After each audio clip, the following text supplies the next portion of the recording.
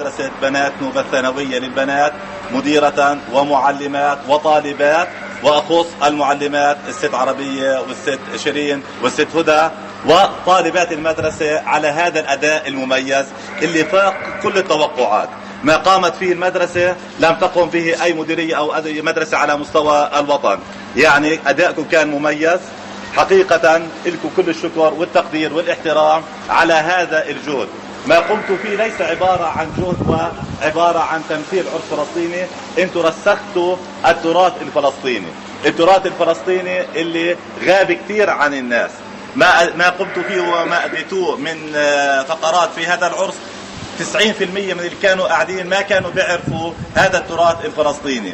فانتم قمتوا بواجب وطني اتجاه بلدكم، عدا عن انه اطفاء نوع من المرح على الناس وشيء جميل قدمتوه، لكن ايضا انتم قمتوا بواجب وطني اتجاه بلدكم. تراثنا الفلسطيني حتى الثوب الفلسطيني عمال اسرائيل بتحاول تعطي صوره وانطباع انه هذا تراث اسرائيلي والفلسطينيين اخذوه منا. حتى الكوفية الفلسطينية اللي لبسناها وحطيناها حاولوا يدخلوا عليها ويقولوا انه هذا جزء من التراث الاسرائيلي اللي الفلسطينيين اخذوه منا.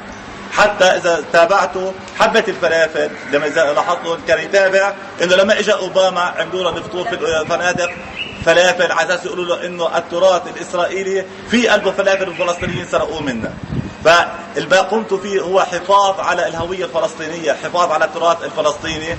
رافقوا أداء مميز لهذه المدرسة المميزة بأدائها سواء في النواحي التعليمية كما ذكرنا أو في النواحي الأنشطة